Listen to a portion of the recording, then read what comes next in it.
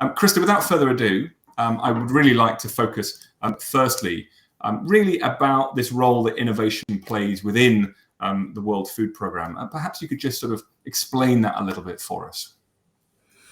Thank you again, James.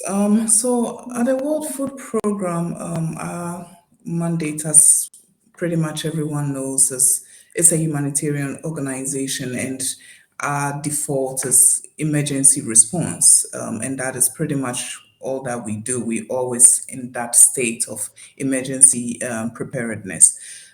Innovation, when it comes to the organization as a whole, looking at that bigger picture, how to position ourselves in that we are always prepared to be able to provide that support. What that means in terms of processes, in terms of having the structures, the support structures in place to be able to be ready to move to the ground to provide that support to the people. That is really, really key.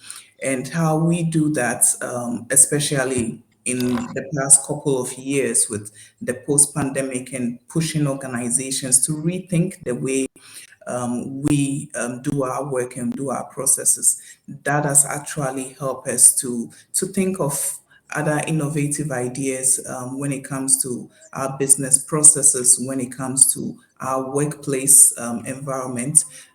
We are currently in a hybrid working environment, which kind of pushes us to rethink the way we support the field locations, especially, and the way we support those countries in emergency crisis, because being in that sphere and being in that area of emergency response, and also we as an organization going through that emergency response as ourselves during the pandemic, it really makes you think, are you doing things the way you're supposed to do? And are you ready to be able to move when you are called to?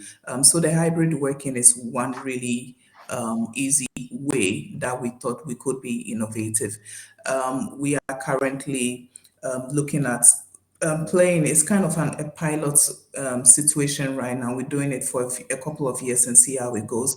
We are looking at a 60-40 ratio of most people coming to their office and also working remotely in different parts of the world, regardless of where you are located, and being able to support the field when you are called on, because we have what we call the surge response, surge team.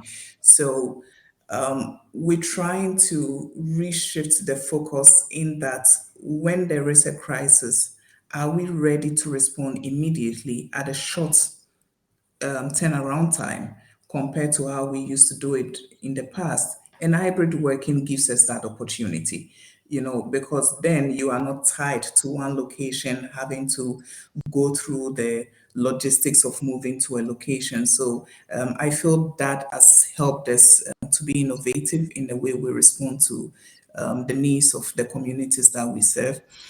We've also been re-looking at digitalization as a whole when it comes to some of the way that we work, when it comes to the tools that we use, the filing system, archiving and printing system and all that. We're just trying to bring everything, go through that huge digital transformation and make things lean and pretty much simple for people who are in the field and the people that we serve. A lot of the work that we do, aside from just going to the field and help people in emergency crisis. We have a program, a sustainability program. We have a huge school feeding program. Our nutrition department is a really huge deal in WFP. And going through that digital transformation and ensuring that we are positioned to be able to provide that support to the people really remotely using the digital platforms that are available now. Technology is really advanced at the moment. So instead of going to a location and physically hand over a support to the person. How are we doing that? Through, let's say, mobile money, for instance, through having online banking support, financial support, and all that to the people. So we are pretty much looking at that regard. When it comes to sustainability, we are also looking at how are we impacting the environment that we serve. How can we do things as simple as having mobile solar panels that people can use to cook in the field, locations that are off the grid, and there's no way that they can have access to electricity on the main grid. How do we support them? So having those mobile solar panels and giving them very simple tools that they can use to cook and they can use to improve their life. Those are some of the innovative solutions that we are looking at as an organization.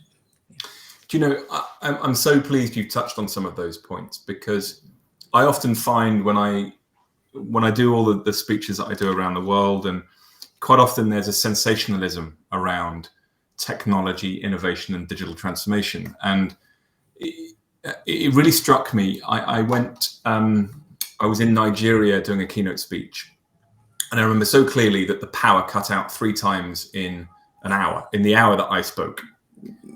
And the audience found this hilarious, and I was confused, because here I was talking about the future of our industry, and a gentleman came up to me afterwards. He said, "James, that was fantastic." He said, "But you've got to know your audience." He said, "Here in Nigeria, our digital transformation is keeping the lights on." Yeah. And it really taught me a lot about digital transformation. And we live in these geographical silos, and it's different to everybody. And I really liked you use the term lean and simple a few times there, and just sometimes the basics, given how many countries you operate in terms of your digitalization is around filing and printing and keeping everything organized for people to work with. And I found that a really interesting starting point. So thank you very much for that.